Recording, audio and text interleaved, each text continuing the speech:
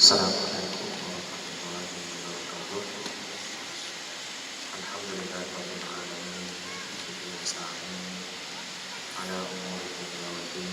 Allahumma shalli wa sallim ala habibina Mustafa Muhammad sallallahu alaihi wasallam. Wa anbiya wal mursalin wa hamdulillah wa syuhada'i. Allahumma rabbi shrah lana sadrana wa yassir lana umurana wa hlul min rizqina Allahumma yassir wa la tu'assir ya rahman rahim. Maka insyaallah kita sambung kuliah kita yang kita berhenti sebelum Ramadan pada muka surat 205.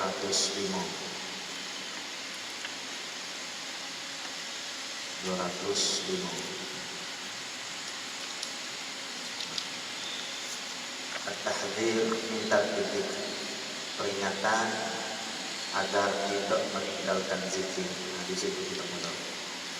Qala al-mu'allif rahimahullahu ta'ala Syekh Abdul Qadir Isa Al-Azizi Al-Halabi rahimahullahu ta'ala wa nafa'na bi'ulumihi fid dharain amin. Qala al-mu'allif at-tahdhir min tarki dzikr, berwaspada ataupun berhati-hati ataupun bahasa lembut sikit, peringatan agar tidak meninggalkan zikir. At-tahdhir sebenarnya adalah peringatan ataupun supaya kita berwaspada daripada meninggalkan zikir. Kata Syekh, sesungguhnya Allah Subhanahu wa taala telah memberi peringatan di dalam Al-Qur'an dan juga melalui lidah Nabi Muhammad sallallahu alaihi wasallam kepada hamba-hambanya agar jangan meninggalkan zikir. Ini satu perintah, agar jangan meninggalkan zikir. Begitu juga golongan arifin billahi ta'ala dari kalangan murabbi mursyid. Golongan murabbi mursyid pun mengingati anak-anak murid supaya jangan meninggalkan zikir. Mereka telah memberi peringatan kepada murid-murid supaya tidak meninggalkan zikir. Jadi peringatan daripada Al-Qur'annya macam mana? A'udzubillahi minasyaitonir rajim. Wa man ya'shu 'an dzikrir rahman nuqayyid lahu syaitanan fahuwa lahu qarin. Al-Qur'an kata yang bermaksud dan barang siapa ataupun dan sesiapa, man di situ sesiapa. Kalau daripada min, kalau bagi atas man sesiapa, ya. Manusia lah di situ, kalangan jin dan juga manusia. Wa man ya'shu, dan sesiapa ataupun barang siapa, ya'shu yang berpaling. Yang berpaling bermakna a'rada, dia tak ikut Allah Subhanahu wa taala perintah.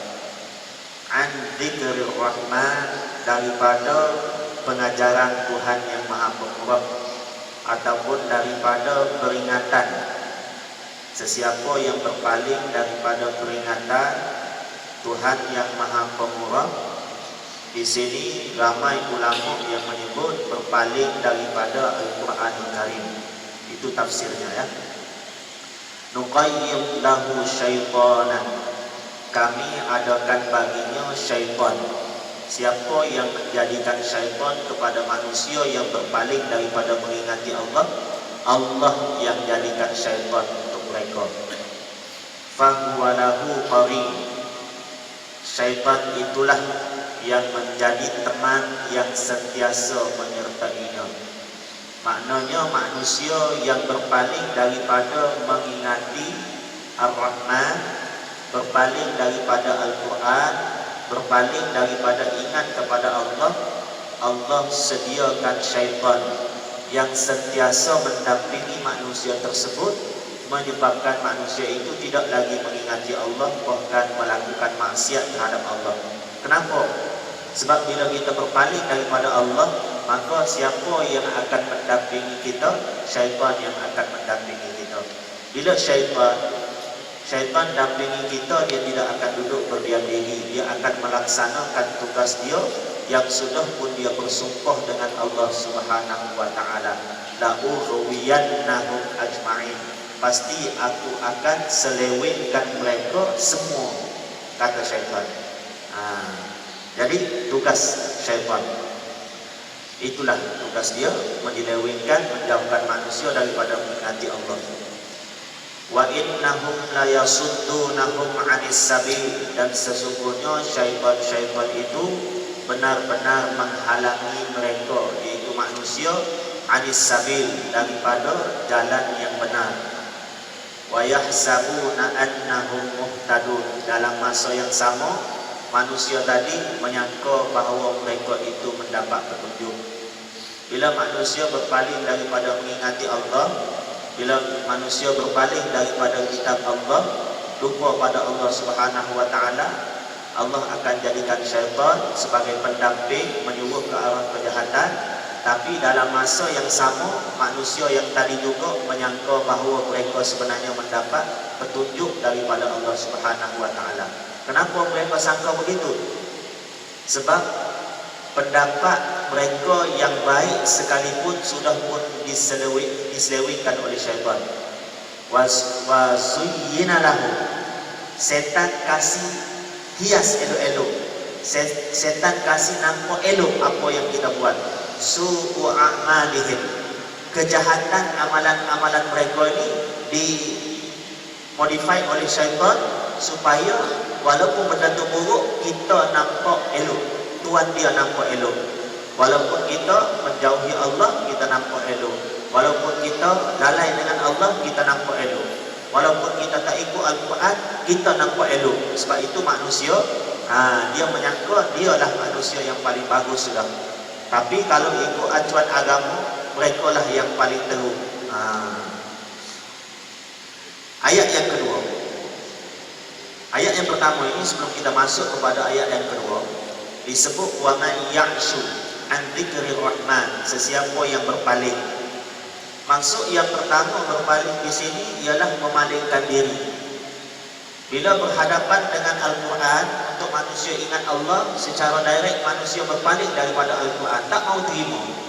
Walaupun daripada Al-Quran itulah yang terbaik. Walaupun hukum hakam itulah yang paling bagus untuk manusia. Itu yang pertama, berpaling terus, ya. Yang kedua, buat-buat tidak tahu, berpura-pura tidak tahu, seolah-olah mereka tidak tahu bahawa hukum ini ataupun ajaran ini ada di dalam Al-Quran. Ini yang kedua. Tadi tahu, tapi sengaja berpaling. Contohnya, kafir Quraisy pada zaman Nabi sallallahu alaihi wasallam. Mereka tahu Nabi ini betul, mereka tahu Al-Quran ini betul, tapi mereka tidak mahu juga menerima. Ini berpaling dengan batang tubuh orang panggil. Yang kedua, berpura-pura tidak tahu, sedangkan mereka tahu. Buat-buat, acuh tak acuh, macam perkara ini tidak disebut di dalam Al-Quran. Contoh manusia, semua manusia tahu sekarang ini sembahyang itu wajib. Tapi ada manusia yang buat-buat tak tahu, tak nak sembahyang. Ramai manusia yang tahu, bahkan semua tahu tutup aurat itu wajib, tapi dia pergi kerja, dia buka aurat, dia dedah aurat. Jadi dia buat-buat tak tahu, sengaja simple je hidup dia, seolah-olah macam elok. Bukan tak tahu, anak kecil pun tak tahu. Yang ketiga, pura-pura tak ingat, berpura-pura lupa. Ini maksud berpaling. Yang ulama-ulama bagi dalam mentafsirkan ayat, sesiapa yang berpaling daripada pengajaran Tuhan yang Maha Pemurah ataupun Al-Quran ataupun mengingati Allah. Jadi dia ini bukan lalai, tapi dia buat-buat lalai, buat-buat tak ingat. Bila buat-buat tak ingat, seolah-olah macam tidak ada dosa. Sebab bagi mereka yang terlupa ataupun terlalai, Allah tak kira sebagai dosa. Jadi dia buat-buat lupa. Jadi sembahyang masuk waktu pun dia buat-buat lupa, sehingga habis waktu pun dia buat-buat tak tahu, lupa gitu, macam lupa. Hari lupa, besok lupa lagi. Lebih kurang je sebenarnya. Maknanya semuanya mengatakan seolah-olah berpaling ini maknanya tidak ambil kisah, tidak mahu berhukum dengan hukum Al-Quran, tidak mahu beramal dengan amalan yang disebut di dalam Al-Quran. Jadi Secara mudahnya kita kata Al-Quran ni di pinggir-pinggir saja, diletak di tepi, di belakang. Jadi tidak diutamakan. Itu maksudnya berpaling. Ayat yang kedua, wadhkur rabbaka fi nafsik, dan ingatlah Tuhanmu dalam dirimu. Dan sebutlah, ingat, sebut sama. Wadhkur, udhkur, ingat pun boleh, sebut pun boleh. Ya, kalau ingat dengan hati, kalau sebut dengan lidah. Yang kita belajar zikir itu dengan lidah, dengan hati, dua-dua. Kalau tak nak dengan lidah, ingat dengan hati mesti. Kalau nak pilih salah satu, dengan hati lebih baik. Wadhkur, dan ingatlah, dan sebutlah, sebut di lidah ataupun sebut di dalam hati.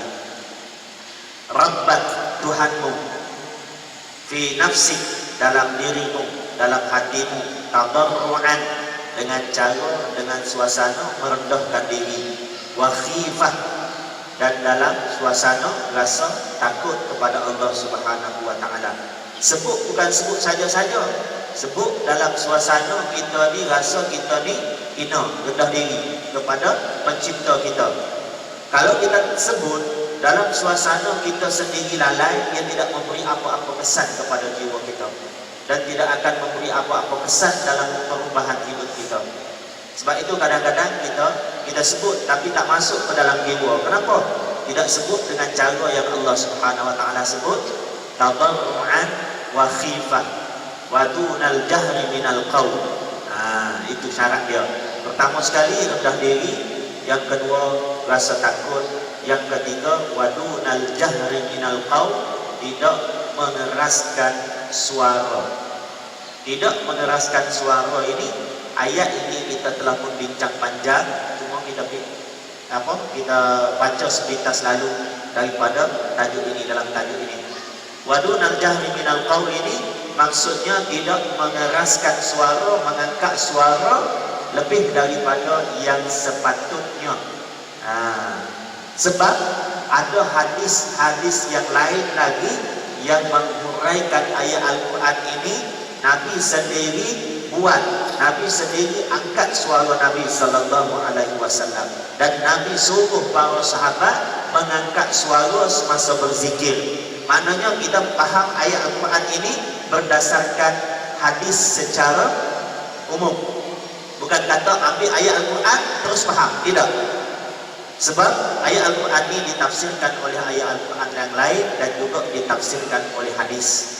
Jadi hadis, lebih 20 hadis yang menceritakan tentang Nabi ini dia berzikir secara kuat, dan dia menggalakkan, bahkan menyuruh para sahabat mengangkat suara semasa berzikir. Dan Nabi sebut lagi kelebihan-kelebihan berzikir dengan suara yang nyaring. Kita ambil sudah gabung-gabung, kita tengok sudah, kita teliti sudah pendapat Imam An-Nawawi rahimahullahu ta'ala. Jadi tiga ini perlu kita buat untuk menjadikan hati kita ingat pada Allah Subhanahu wa taala. Baru ada perubahan dalam hidup kita. Bil ghudwi wal asal, pada waktu pagi dan juga pada waktu petang. Pagi zikir, petang zikir. Wala takum minal ghafilin, dan janganlah kamu termasuk di kalangan orang-orang yang lalai. Ini pun kita telah uraikan. Jadi manusia kalau berzikir dia tak lalai, bila meninggalkan zikir dia termasuk kategori golongan orang yang lalai. Golongan lalai ini adalah golongan yang jauh daripada Allah Subhanahu wa taala. Jadi firman Allah dalam mencela golongan ataupun orang-orang munafikin. Orang munafik ini dalam ayat Al-Quran, kalau dia sembahyang pun dia sembahyang juga, tapi malas.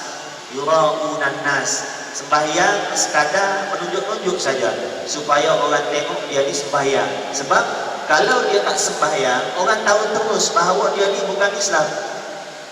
Golongan munafik ini luaran dia Islam, dalam dia tidak beriman kepada ajaran agama Islam yang dibawa oleh Nabi. Jadi nak meyakinkan manusia bahawa mereka juga beriman kepada Allah Subhanahu wa taala, mereka sembahyang juga.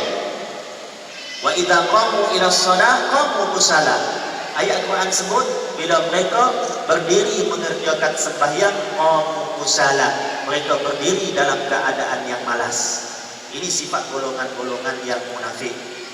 Yura'unan nas, perasaan mereka malas, hati mereka malas, tapi sembahyang juga.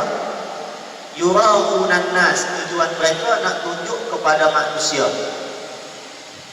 Dan di hujung ayat itu Allah sebut wala yadhkurunallaha illa qalila, dan mereka tidak mengingati Allah kecuali sedikit. Orang munafik yang digambarkan oleh Allah Subhanahu wa taala ini ingat juga pada Allah Subhanahu wa taala. Tapi ingat tapi sikit. Wala yadhkurunallah, mereka tidak mengingati Allah illa qalila, kecuali sedikit sahaja mereka ingat. Maknanya mereka hanya mengingati Allah sedikit sahaja, bahasa kita. Maknanya orang munafik ingat Allah. Kita ni insya-Allah tidak munafik, sebab mulut kita beriman, hati kita juga beriman. Tetapi kita jarang mengingati Allah Subhanahu wa taala, jarang berzikir ingat Allah. Jadi sifat-sifat ini hampir ada juga sifat kita dengan sifat orang munafik. Ini tak jauh daripada sifat ini. Maknanya kena banyak-banyak ingat pada Allah Subhanahu wa taala. Peringatan as-sunnah. Hadis pula. Ruya an Abi Hurairah radhiyallahu anhu, diriwayatkan daripada Abu Hurairah radhiyallahu anhu qala, Abu Hurairah berkata, qala Rasulullah sallallahu alaihi wasallam, Rasulullah sallallahu alaihi wasallam bersabda, ma min qaumin, tidak ada satu-satu kaum, satu-satu kelompok manusia, yaqumuna min majlisin, yang berdiri, asalnya dia duduk, Nabi kata berdiri, bangkit, bahasa kita. Min majlisin, yang bangkit, berdiri daripada satu-satu majlis, la yadhkuruna fihi Allah, yang tidak mengingati dalam majlis tersebut akan Allah Subhanahu wa taala. Maknanya tidak ada satu-satu kaum yang berdiri, yang bangkit, bangun daripada majlis yang tidak menyebut nama Allah di dalam majlis tersebut. Maknanya ada buat majlis, tapi majlis ini tidak untuk mengingati Allah. Maknanya ada majlis tapi majlis lalai. Illa qamu, kecuali mereka semua bangkit, mereka semua berdiri, an mithli jifati himarin, kecuali mereka berdiri daripada apa dia? Jifah ni bangkai, himar, bangkai keldai. Maknanya seolah-olah mereka berhimpun dalam satu majlis. Majlis ini langsung tidak menyebut nama Allah Subhanahu wa taala. Majlis ini bukan diadakan untuk mengingati Allah, maknanya majlis lalai. Tapi tidak disebut dalam majlis ini majlis maksiat. Majlis maksiat ini lebih teruk daripada ini lagi, sebab majlis ini mengandungi dosa. Ini majlis yang tidak disebut nama Allah Subhanahu wa taala. Maknanya bangun daripada majlis tersebut seumpama bangkit daripada mengerumuni seekor bangkai keldai. Nampak? Maknanya teruk sangat manusia yang berkumpul tapi tidak mengingati Allah Subhanahu wa taala. Ada majlis tapi majlis semuanya lalai, semuanya lara daripada ingat pada Allah Subhanahu wa taala. Wa kana alaihim hasratan yaumal qiyamah. Dan perkara ini bila berlaku menjadi penyesalan kepada mereka pada hari akhirat nanti, pada hari kiamat. Menyesal manusia yang duduk dalam majlis tapi tidak mengingati Allah. Maknanya majlis itu kosong daripada ingat agama, ingat Allah. Banyak sekarang ni kan. Kalau majlis maksiat lagi banyak. Contoh kita, sukan untuk kesihatan tubuh badan, sukan untuk mengeratkan hubungan silaturahim. Tapi bila bersukan, aurat tidak jaga. Bila bersukan, berkelahi. Bila bersukan, bertumpuk. Bila bersukan, tak sembahyang satu hari sukan. Jadi di mana majlis ini mengingati Allah Subhanahu wa taala? Padahal sukan itu harus di sisi agama untuk menyehatkan tubuh badan. Maknanya benar baik, tetapi diperlakukan oleh manusia dengan cara yang tidak baik, maka dia tidak baik. Jadi belum lagi majlis-majlis yang lain-lain. Kalau bersukan salah apa tidak salah? Boleh jadi tubuh badan kita sehat, yang besar boleh kurus sikit, yang tidak pernah berpeluh boleh berpeluh. Tiba-tiba bila bersukan kita tinggalkan sembahyang, jadi lalai sudah, mengandungi dosa. Jadi perlu diubah sedikit saja, ubah selesai. Contohnya sembahyang asar panjang, daripada waktu asar sampai maghrib panjang. Di situ kita main sekejap, adalah masa kita untuk sembahyang. Yang penting dalam waktu, jangan habis waktu. Habis waktu lain sudah jadinya. Jadi kalau mau start jam 2, lebih kurang 12.30 sudah masuk waktu zuhur. Jadi sembahyang dulu. Kalau mau berhenti sebelum habis waktu asar. Jadi sembahyang asar dulu. Jadi selesai. Jadi tidak menjadikan majlis itu majlis yang lalai. Jadi majlis itu tetap juga mengandungi unsur-unsur ketaatan kepada Allah Subhanahu wa taala. Hadis yang kedua. An Abi Hurairah radhiyallahu anhu qala, daripada Abu Hurairah radhiyallahu anhu qala, beliau berkata, Abu Hurairah berkata, qala Rasulullah sallallahu alaihi wasallam, Rasulullah sallallahu alaihi wasallam bersabda, man qa'ada maq'adan, sesiapa yang duduk pada satu-satu tempat duduk, lam yadhkurillaha fih, tempat yang dia duduk itu tidak mengingati Allah, kana alaihi minallahi tiratan, maka dia akan mendapat penyesalan. Bila? Hari akhirat nanti, hari kiamat nanti. Dia duduk dalam satu-satu tempat duduk, kemudian tidak mengingati Allah. Katakanlah kita ada orang sembang, kita pun pergi duduk situ dengan orang sembang, kita tak sembang, duduk saja. Tapi sembang dia itu tidak mengajak ke arah untuk mengingati Allah Subhanahu wa taala. Duduk dalam satu majlis kecil atau besar, majlis yang begini pasti kita akan menyesal di hari akhirat nanti. Kenapa? Sebab kita duduk dalam satu majlis yang tidak mengingati Allah Subhanahu wa taala. Maknanya zikir, ingat Allah Subhanahu wa taala ini sesuatu yang sangat-sangat dituntut. Sehingga kan bila tidak ingat Allah akan membawa penyesalan pada hari akhirat. Wa man yattaja'a muttaji'an, sesiapa yang berbaring di satu-satu tempat pembaringan, kita nak rehat sudah, kita nak tidur, tiba-tiba kita baring itu la yadhkurullaha fih, kita baring di satu tempat pembaringan yang tidak mengingati Allah pada tempat kita baring tersebut, kana alaihi minallahi tiratan, kita akan mendapat penyesalan daripada Allah Subhanahu wa taala. Maknanya hari akhirat nanti manusia sebahagian besar, bahkan semua sekali akan menyesal terhadap perbuatan kita di dunia ini.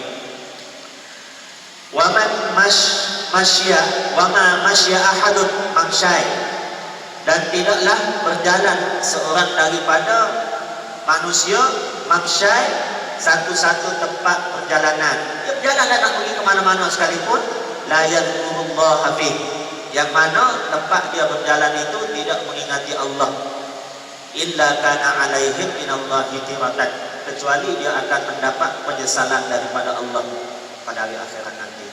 Maknanya kita duduk ke, kita baring ke, kita berjalan ke, di mana-mana sekalipun, kalau tak ada peringatan untuk ingat pada Allah Subhanahu wa taala, confirm Nabi kata akan membawa penyesalan.